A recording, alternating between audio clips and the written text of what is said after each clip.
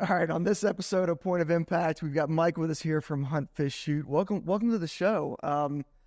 We've been working with you guys for off and on for a little over a year at this point. We're approaching 2 years.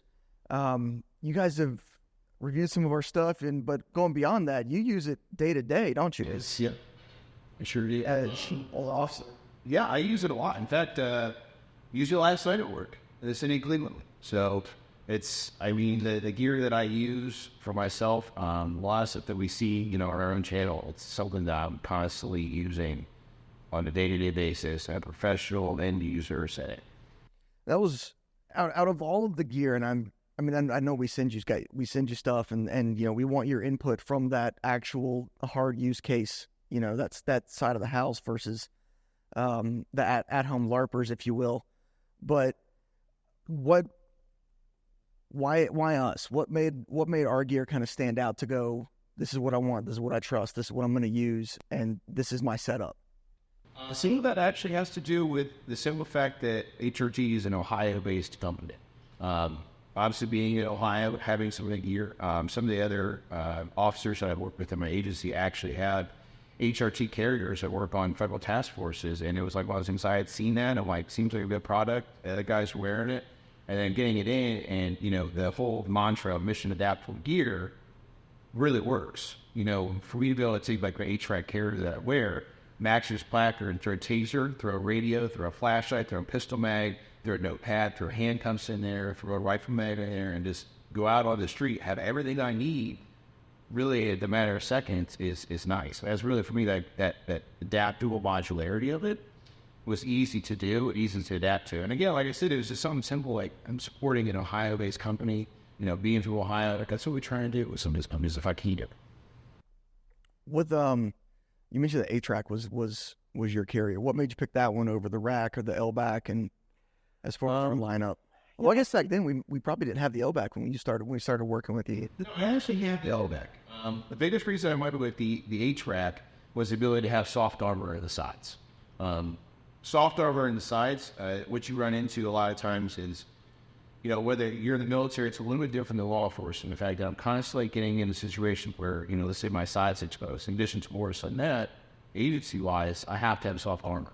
I can't wear just plates. Required. So yeah, required. I gotta have soft armor. So, I'm having hard armor, soft armor backers, and also soft cummerbund armor. And it's just like, I need that coverage. On top of that, I'm required to. So I can't have just hard plates, because I'll say right now, the LVAC's more comfortable than A-Track. Hands down, there's no doubt about that. But I need that adaptability of having soft armor added or soft armor to that kit. Okay. Well, so we didn't actually, want you on the show necessarily for the Leo. It was for the YouTube channel, for what you've been doing there with Hunt, Fish, Shoot. And you guys just, keeping this recent here, you guys just released a video on the Staccato P. And I wanted to chat on that for a second, just because I've got one, I love it, and that title, first thing, the best 2011. What was the takeaway on that video before, and the Staccato P in general? So I think the Staccato P is a fantastic 2011. To go out for the average person and get a 2011, I don't know that you can really beat it for money. Is it the best 2011? No.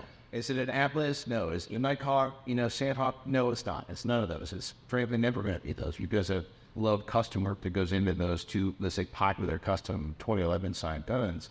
But Staccato is building a pistol, really, in particular, for the duty market, for law enforcement officers in self-defense, and that's why they're building that gun. It's not meant really to be a race gun. It's meant to be, reliable, shoot well, shoot fast, and all that good stuff. And in addition to that, the title of the video, that does not mean that we think it's the best. Is it in some level, shape, form, like clickbait?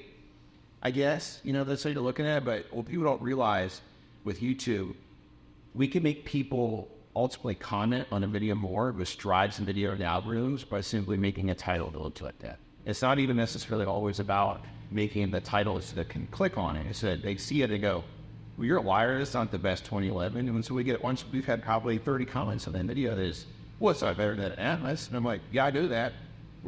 But I got you here. Yeah, I got you here. You watch the video. Every time you comment, it makes a video more popular. And a lot of folks, don't realize that part about making a video popular. It's not so much about the clickbait, it's about thought-provoking. So sometimes when we come up with, say, a title, we want to provoke a thought from somebody that elicits a response, and then they're like, oh, I got to see something's wrong. And I'm like, that's fine. That's good. I'm glad. But you're helping me. Keep it up. Yeah, they're helping me. And on top of that, I'm active in the comment section. In fact, I answer about 99.9% of the comments, with the exception of ones that YouTube correctly flagged, such as their Matt Oliver, whatever it may be.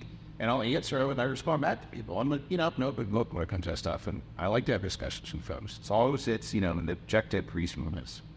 So with Hunt, Fish, Shoot, you guys have kind of, the channel's ramped up, you're growing. What at this point in time with the channel, what do you wish you knew when you started? Like, what's been one of the major learning curves with the whole YouTube influencer side of the house? I'd love to say that there was this huge learning curve, and yes, there has been, but to some extent, Andrew, who's behind the camera most of the time, he started presenting a YouTube channel, and Anderson Smoke Show, and it's a very popular barbecuing and smoking channel for meats, and so we kind of had that knowledge coming into it. But what I wish I probably knew with it was that sometimes you don't get to make the video you want. Like if I have this really awesome idea, like this is gonna be sweet, it would be 100 views, and instead, if I make this video that the audience wants to see, the sky's the limit. And so sometimes you just don't get to choose which you want to do, and that's probably one of the biggest things that at the beginning we're just like, oh, we're gonna do this guy. This thing's cool. This is what we're gonna do. And it's like sometimes you just don't do certain guns, or views, or maybe gear, and who's gonna watch?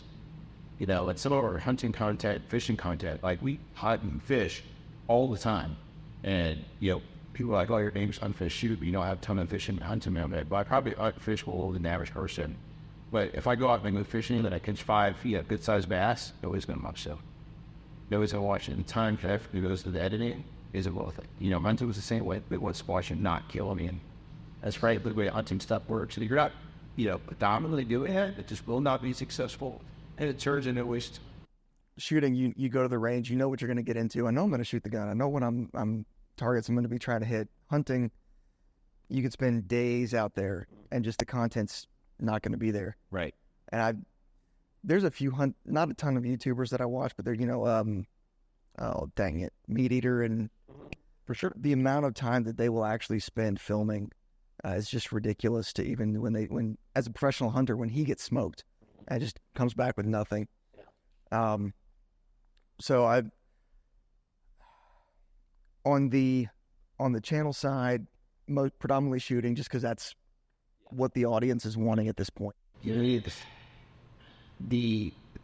desire for the 2A stuff on YouTube is so strong. I mean, there's metrics that show how popular it is, regardless of whether or not Google or YouTube wants that stuff to be popular. We love getting shadow. Yeah, because it's kind of one hit.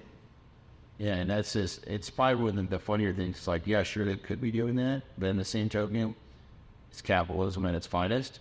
They want to make money. They want to monetize videos.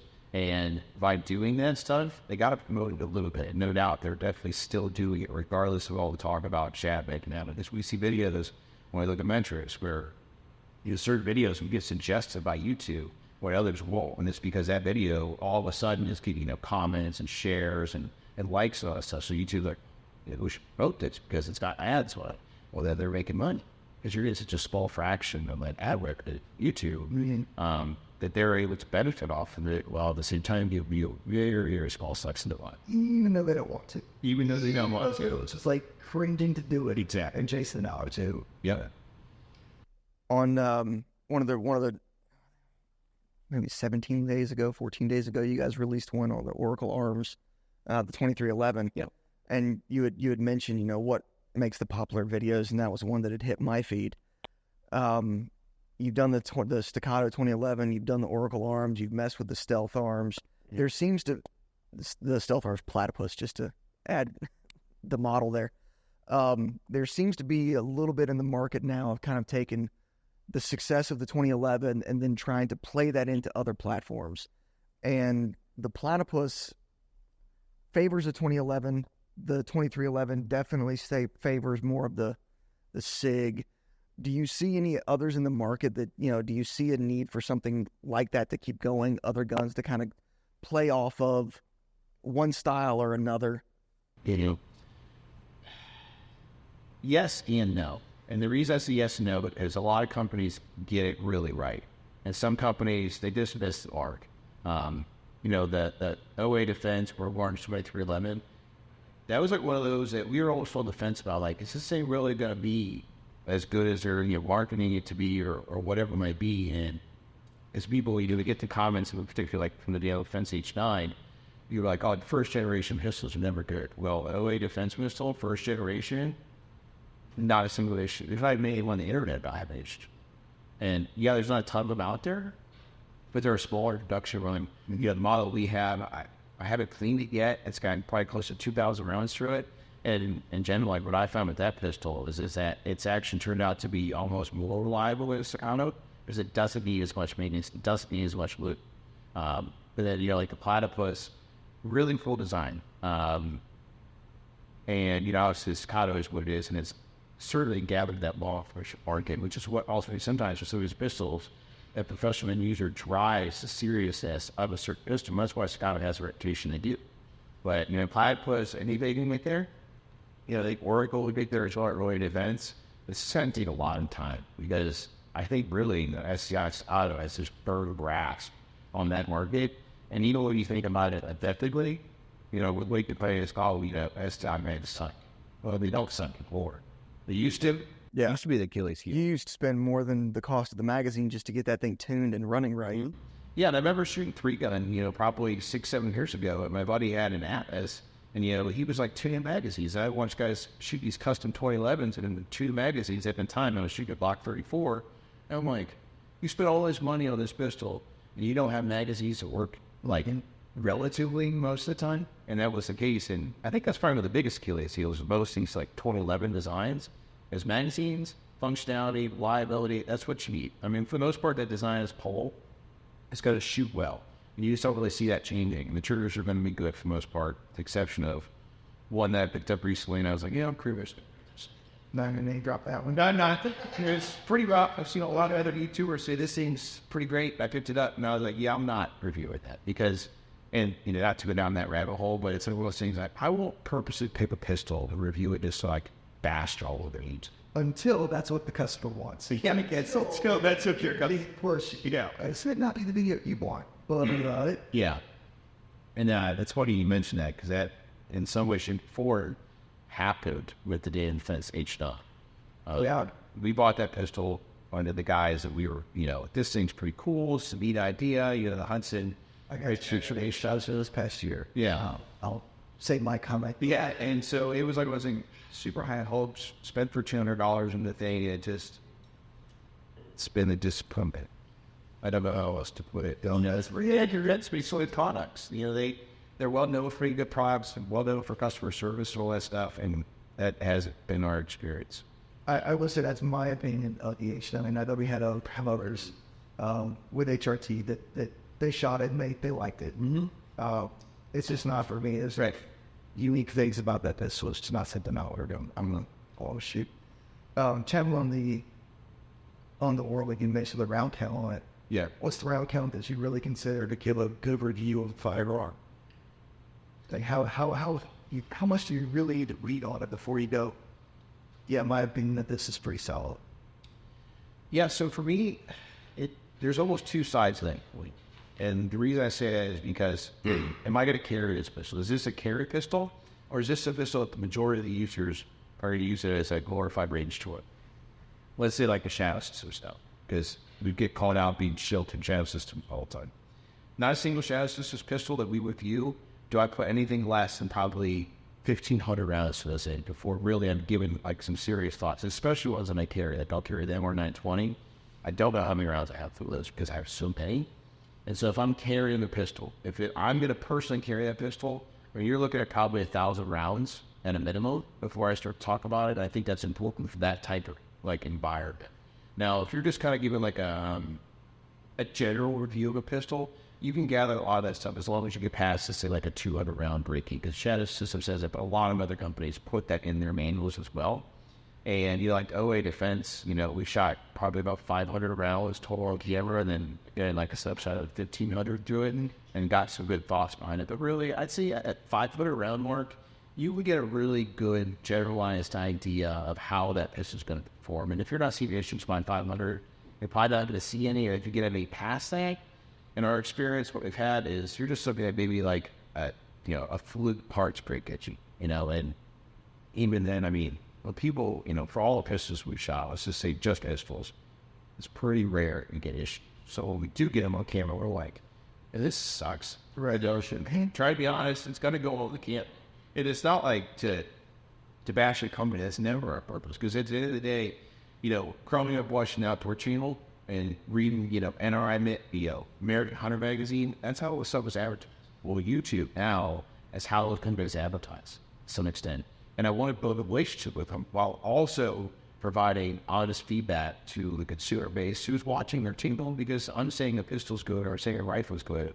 Well, if I kind of made the mention in recent videos, like if you found me on the street, we asked about that pistol, I would say nothing different than what I said in the video. It's going to be the same thing. The flip side of that maybe is that if I was mildly bashing something, if you were to ask me about it on the street, I will straight up bash it. But that's just because it's just not a good look. It's just not my personality as a whole, since outright bash it. So, when it comes to, and those round counts about the same for rifles and shotguns, or like ARs are always about 1,000. It's like ARs are another one of those things that's not necessary, is the platform, the idea, and all that. Like, listen, companies off base and their manufacturer standards are not doing a good job, or it's a curse to have this. Yeah, it's like what's like if you get a guys like a data defense, BCM, we have the mission defense stuff, a Sons of Liberty that works, like all those. I mean, for the most part, like their QC processes are all good. That's generally speaking, it's the reason they're expensive. Yeah, like the PSA stuff, I think is really good. But no doubt about it, I think they still need tested maybe a little bit more than the other ones, because they don't quite have that reputation built in to QC like those other companies. I watching some of the other YouTubers and what they've been doing with kind of the jackal and whatnot, and the abuse that they've been throwing at some PSA stuff. I know they're trying to up their game, that's for sure. I mean, the jackal we have, it's an SBR now. That thing is a blast to shoot. Yeah. I mean, the jackal is like, if you don't know about it now, that thing's like the hidden gem of the go. I mean, it's like one more. It's such a cool gun, and for $1,000. I think that people are like, I take this in the battle. And first, you're not going to. And secondly, at the end of the day, most people are never taking half the nuts out of the battle, or even one of them. So it's a reach to it, and that's okay. And even if you're a little defense gun, you look at law enforcement shooters, look at home defense shootings, like 10 rounds and less, at like 15 yards and less. Mm-hmm. And if your gun's 99.9% reliable, not saying it shouldn't be 100, but if it is, it's gonna be good to go. At those jackals, like H.R.T. Jackal, things. I don't think we've ever had a malfunction. And they want things like we just keep shooting it, and now we've got some suppressors coming. We'll probably throw a suppressor on it and shoot it. Because it's just, I'm like to mention that the price range that they're at, what you're getting for the money, everybody's touching it. Not on a piston gun that might buy this ECR or a SCAR. I haven't checked. Have you guys released a video on that yet? Yeah, a long time ago. It's been about I don't know, a year and a half, almost 2 years ago at this point. In fact, they actually got demonetized by YouTube, just kind of randomly, which that is what it is. And unfortunately, when that happens, it kind of just drops the viewership on there. But it was a provocative video. The gun is really good. I mean, we did that video, basically for the jack. It was cool. We bought it right away in the email, and it was just had the crab-bean brace on it. And now, like I said, we asked them already. Going to do an update video on it? Maybe one day. One day. For, what was the next question I have for you? For those that are looking to start out in YouTube, kind of not just the what do you wish you knew then, but starting out, do you have any advice for them as far as, hey, I want to start a channel. I'm passionate about the firearm industry. I've got something, that somebody may think they've got a personality for this, what kind of starting out recommendations would you have? So, by no means do I think that, we're the greatest or I do the greatest, but the main reason that we kind of started was I would watch certain people review firearms, and they lacked the skill set to be talking about what they were doing. They lacked the ability to talk about what they were doing. And I don't mean that like experience and just be like speaking wise, they just struggled at it. And our first videos were by no means like the greatest, but I also came from like not necessarily public speaking, it would be a lot of me talk to random people all the time and all that stuff. It helped. Yeah, and you have to something that's really important, and I don't think that some people realize how important that is to convey a message and seem trustworthy. Because if you could talk well, you could shoot well, and then you put out like a good production quality, that stuff all at the end of the day will start to grow and maybe faster for the next person.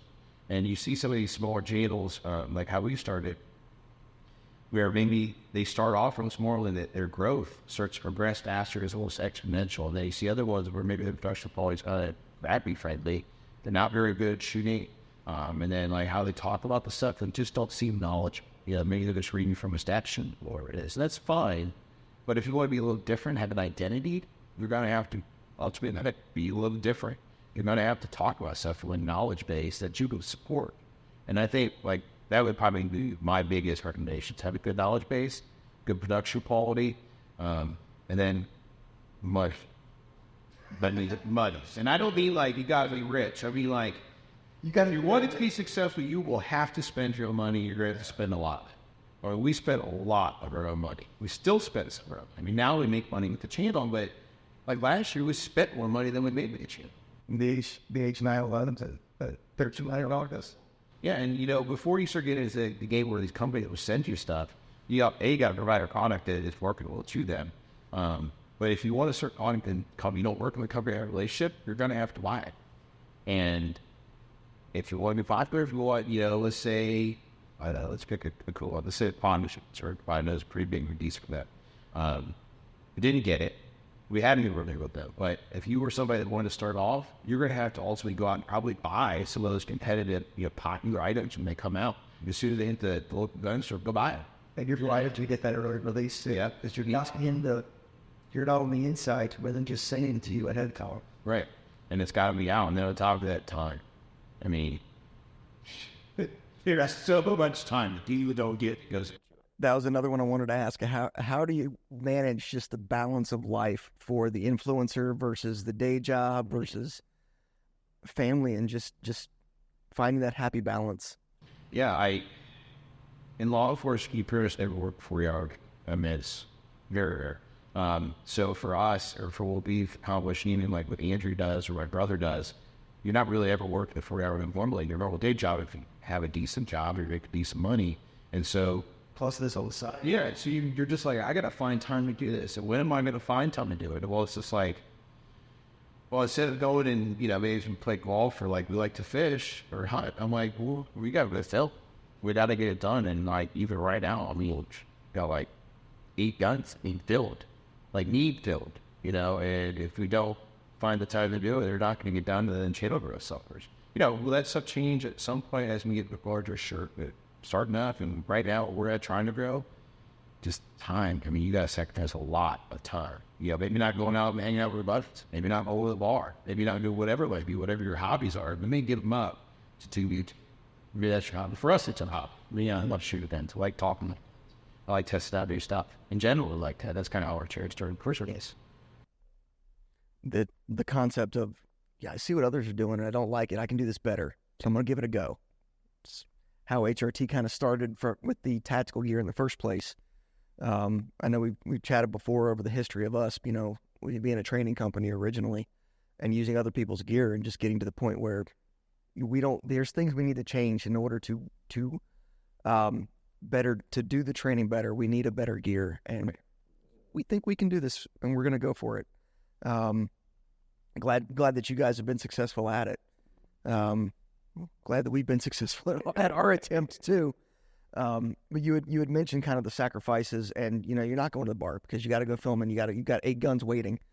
It's one thing that I don't think people always realize is, yeah, I love shooting. Yes, it's you know, a ton of fun. It's a passion. It's a mental release until it becomes your job as well. And there is a transition in the mental effort. I've got to go to the range. It's not I want to. No, I've got to go to the range. And it's not, I'm just going to go practice on a couple fundamentals. I've got some drills that I want to work. No, I'm spending 4 hours behind the camera just going over these different guns. And that's a different push. It is. And you know, it's actually funny you mentioned that. Not to completely contradict you, but for me, obviously doing what I do for a day job, in law enforcement, I work in a very busy area. I'm probably one of the busiest areas in the entire state there, Northeast Ohio. And I'm a very active law enforcement officer, and our YouTube is like really fun to me. Like, I'm like, this. That is your happy place. It is like, man, it's just gonna come that. And not to go down into too much, but at times where in my career I struggled with mental health, the bright shiny light was YouTube, making the videos. I mean, and you're talking like 2020, as I've been doing it now for 12 years, like 2020 with all the riots and all that, social unrest, and it was like, police officers time, but crack. It was terror. And I went to riots across a lot of places where they were not fun. They were terrible. I got called a lot of mean things. But then on Saturday, I got to animate videos with an alternate way. And it was fun. And it still is. Like getting the new guns. Oh, like work gun guns. I love guns. They're a lot of fun. Man, my dad's a big collector himself. Which I guess is so into this by how I started liking guns in the first place. But it's just like something like that bright shine light, something different that we get to do. Even though it has crossovers and different, like almost a different way of doing it, and building it up and building something from nothing has been probably one of the most important things in a while. I mean, they say if you can turn your passion into your job, you won't work a day in your life. That's how it feels. That's how it feels. I'm sure that sometimes like Andrew or my brother Joe with their editing, they don't feel that way. But flip side, if you end up hating your passion. Sometimes I'm sure they're like, oh my God, like, and of course I get on there, and it's not all sunshine and rainbows when I'm talking. I might screw something up, or just recently my brother was teasing me. He was like, it was on this out of it. He was like, you're asking to focus on the gun and how it looks, and you have a rack and slide, move it around. He's like, you can't focus on anything. Yeah, and he's like, why are you even doing it? This whole thing still loving to look at it, and I'm like, God, so it's always a process. You got to take constructive criticism too. On the criticism side, has any of it come from comments and subscribers? Like, do you ever get any real good feedback from them? It's like, wish we'd have thought of that sooner. We're going to need to do something like that. Yes and no. Sometimes the internet is a weird place. People, they like to use the internet just to commend us. Yeah. And a lot of times, if the complaints that we get, if it's in relation to a video, like actually on this kind of video in particular, there's a lot of folks complaining about the first 20 seconds of the intro. They're like, I can't hear the dialogue, just music. You're not supposed to hear dialogue. It's not the point of that 20-second intro. And so, although we appreciate the input, that's also not what we're trying to do with that portion of it in an M2 video. But there were some folks, like, when we first started out, a lot of criticism we got was good. A lot of people, they were real nice about it. Then on other times, you're like, and it's pretty mountain left field, like, you're raw, unfortunately. Hear that. Yeah, but, I appreciate all the content, comments. So we get even that bigger and different. Because I recall, somebody's like, basically telling the truth, speaking the truth, and it makes sense. I'm all for it. But, for the comment section, don't get in there, just say a bunch of that said, it's just like way out left field. Because I'll read it, I'll look at it, I'll say, sure thing, buddy. Because I don't have that much time one day to basically entertain that. I'll entertain a lot, but I'll not entertain this way out left field. All right. So what do you guys have lined up for this year? What's coming down the pipeline that kind of teaser info? Well, I guess in relation to like what guns we have coming on, we're going to be revealing in this year. Yeah, HRT Gear. We have some different stuff that I want to cover in relation to like putting together an active shooter or active aggressor type loadout. The reason I say that is because I train officers on that stuff. I'm assistant trained with it, and I've seen like what works under simulations, what doesn't work under simulations. In addition to that, try to help people gather like real world knowledge with that type of kit loadout that contradicts what you see on the forums and what you see even some other YouTubers where that are just all across. So we're just in for anybody. Then what happened? This say so a lot of times that the civilian market for kit loadouts is so big right now. It's like mind-boggling to me because I'm like, it's one way, shape, or form. I'm like, why do you need to use it? And then another way, I'm like, it's such not a terrible idea. Like, it's probably a good idea. You can have it, better have it and not eat it. And eat it, not have it. And so like, to just ultimately help people like, hey, look, this is the civilian side. You don't need 5 AR mags on me. You're not ever going to touch 4 of them. maybe just one would be okay. If it collects your pistol mags, would be okay. You can lighten your kit load out, and this is why you need to do it. And if you're carrying a battle belt weapon that's got 2 AR mags and 4 pistol mags, and make kit the size of Texas on there, a dump house, like it's fine. But what happens when you actually got a big movement? Or what happens if you have to drag a 150-pound female and her kid out of harm's way? Maybe that's your protector mindset. You're a civilian. Well, what's that look like?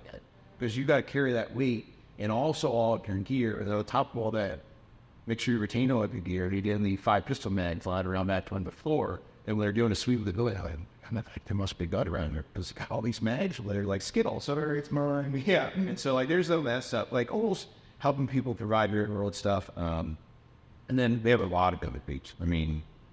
CAD TTI Combat, EDP Match, Steel Frame, EDP Match, Mossberg 940 Pro Tactical, versus the Brenna 300 Ultimate Control, which nobody has touched on E2, which is very odd.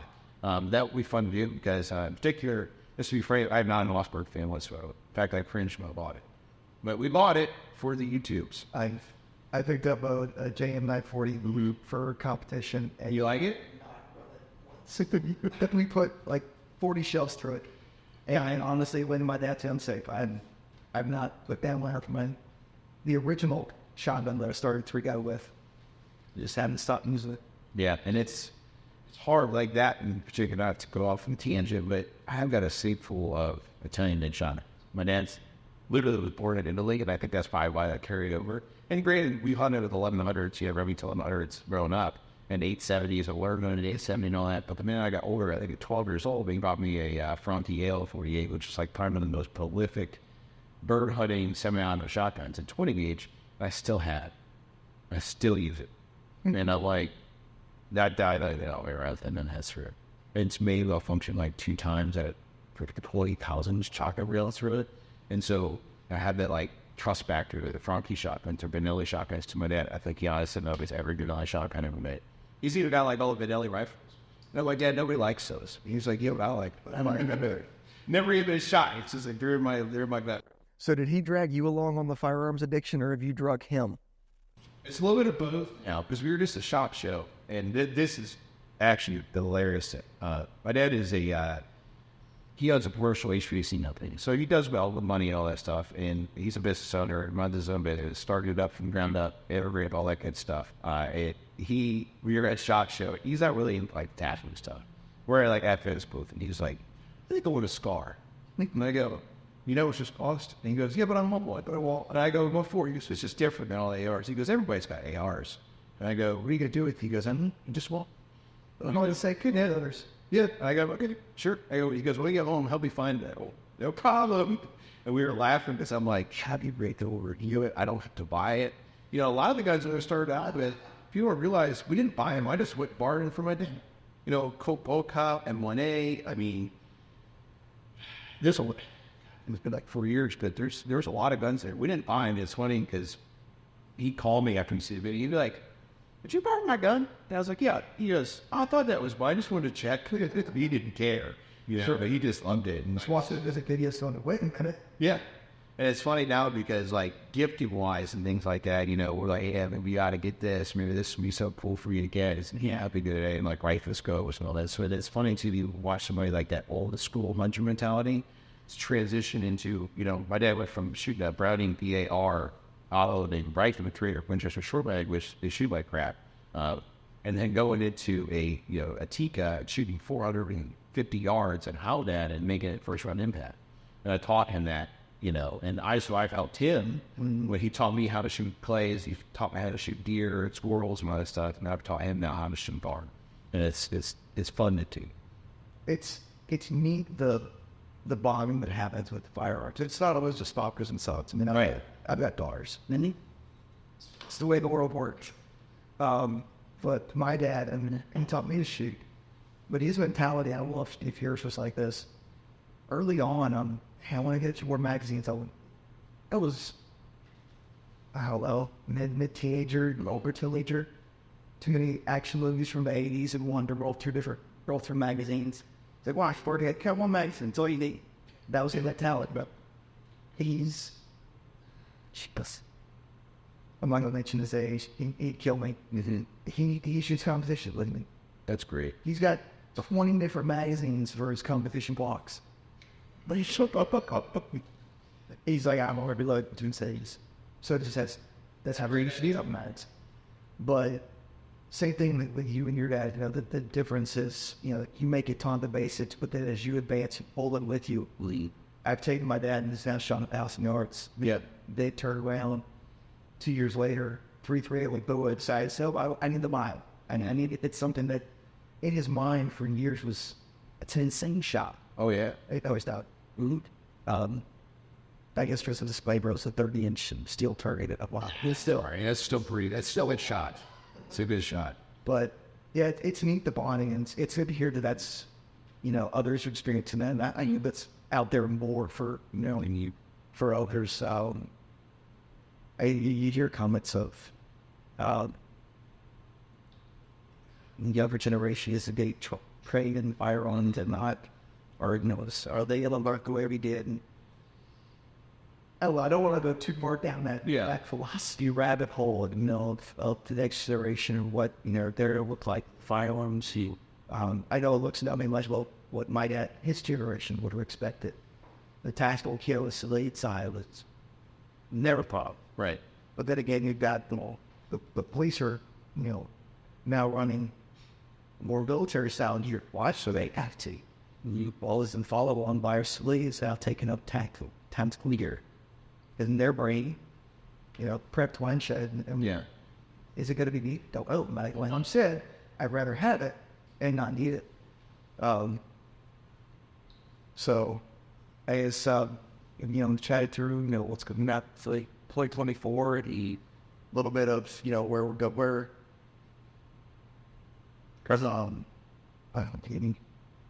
Sorry. Braves down. No, I get that. Praying is just shots at the. Trust me, been a long week. Yeah. But no, it chatted through, you know, what you guys have going on the channel, kind of, yeah, history and so forth. I didn't really want to chat through this. Just kind of a little bit of the off-camera story time. What's been kind of more of the, just one that's a good memory of actually that happened. Just a good story that, whether it was on camera at the time or off camera, there's got to be some good stories we go through. Ooh, that was sketchy as hell, but we survived it. You know, we got a lot of good stories at SHOT Show. I'll put it that way. Our group as a whole, you know, Andrew, myself, and Joe. To be frank, we like to have a good time. I mean, we are a very comical group. We joke about everything all the time, and frankly, a lot of the stuff that we joke about off camera, we can't put on YouTube because it's just, we're just being funny, you know? Yeah, no, there's people up to this. I get it. Yeah, and it's like people, so we went to this is probably one of the better memories too, is our first SHOT Show. Going to SHOT Show. What year? Was it 2022? Yeah, 2020. Yeah, 2022. There was almost nobody there because people were still afraid of COVID. And when we went there, we went to a party, and, you know, we're there, and my brother, we're all hanging out with people, and, you know, here we are, our brother's hanging out, and ultimately smoking a cigarette with the owner of, like, one of these holster companies, and I'm like, I have a bunch of their holsters. I've been king with this guy. This is wild, you know? And my brother, you know, we're laughing and having jokes and all that stuff, and then we leave there, and, like, then you've almost built, like, a friendship with somebody because of that. And that stuff is, like, probably one of the best things. And then, you know, on top of that, we make all kinds of, like, goofy reels, like spoofs outside of the thing. And, you know, recently that's kind of making some of, like, the internet operator. And I did one that, you know, was a direct attack at a pot of instructors, how police officer training camp instructors. Not that they're bad guys, just a lot of stuff that goes into there. There's nothing but rage theatrics. It's like, nobody does that. And they're like, why are we doing this? But it's in there. And so we were doing that. And I mean, some of that stuff, like, we'll do it. I'm just practicing rolling around out of that. It's just so funny. And, you know, and my buddy that's an officer with me and another guy that's with us, we just laugh about it. They think it's hilarious. And having a good time with it and doing that type of stuff with it is some of it. We have a lot of really good times. It's hard to really nail down with this because it's just constant for us. Nothing sketchy ever happened? No, not really. And I think that's just because when I'm handling a firearm in particular, you know, Andrew provides history with Joe Keenan. knock on wood, I never do anything unsafe, just because of how I'm operating. And in some ways, shape, or form, people don't realize is that, you know, in law enforcement, I put loaded guns at people all the time and give them orders with not necessarily the intention that I'm going to shoot them, but that if they take this level of action, they take this level of violence, I have to meet them to that same level back. And so for me to like be around others with guns, it doesn't bother me a little bit. It doesn't even faze me. Like it's, maybe it can first year prefer, yeah, sure, but not mad. And it's like, so like to say if you have anything against him, we just don't, you know, and I love to say like, yeah, some funny something.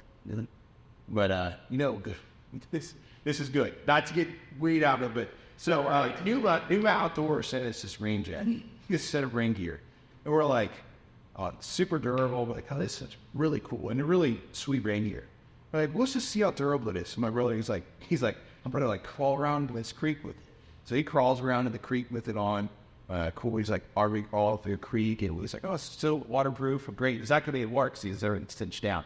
Well, then he like turns basically so that the water's running upstream into his jacket. He's like, it's great, guys. No, I'm soaked. I'm like, what? You had that week Temperature that day was. Yeah. And so then they were stupid enough to give me the camera. They're like, Mike, shoot some B-roll of this. And I'm like, oh, okay, great. And so like, he's like, call around the thing. I was supposed to be filmed with him. And I was like over here just to, you know, La La Land, filming trees, crack with the camera. And my brother looks at me, he goes, what are you doing? I was like, I'm getting B-roll. And he goes, no, idiot. Oh, maybe then after the fact, you know? And I was like, oh, okay. So they're up for it. Never touched the camera ever again. Thank God. And then later on in that video, I'm like, you know, it would be a really great idea. What if we shot that jacket with a 3.5-inch turkey net from like 60 yards away? I bet it won't cut through. Oh, it went right through it. Right through it. I mean, BB also, he pulls it up against the light and he looks at me and he goes, well, I'm not sure we accomplished with that. And so then like a month later, Joe and I usually go to NRA show to film something for a company that we got paid to do, and they went on their own, and I stayed home. And I meet up with somebody from New One, and they're like, why'd you shoot with the shotgun? And we're like, well, it seemed like a really great idea at the time, you know, and it's actually hilarious. We still laugh. I mean, watching it, it's like raw too, because like he's old and he's like, it looks so stupid, you know, face. It's hilarious because like this would be a great idea. Afterwards, yeah, hindsight 2020, we shouldn't have done it. It's like again, it's super nice rain gear. And we felt so guilty about it. We're like, hey, give me that little jacket. So that's probably one of the better ones. And that's a bit of while, you know. It's just that sometimes they can come up with these ideas. That's dumb. You know, now we know, like, maybe we shouldn't do that. They'll just end up wasting the gear. Yeah, our not a lot of weather don't take. It's not going to be sound ballistic. You know, we won't ever do that. Yeah, I can assure you. Well, Mike, I'd appreciate your time. I appreciate you coming on the show. It's been a blast. Good to hear what you guys have coming down in the future this year. You mentioned a few things that I'm going to be looking forward to watching. So appreciate you taking the time. Guys, if you got any comments for Mike, I'm just going to be watching and, you know, on this one and try to help me as well. And we'll get you some of the footage from this world if there's anything that you want to use. But guys, appreciate it. As usual, listen to standard work, like, subscribe, get the comments, let us know what you think. Have a good one. Thank you.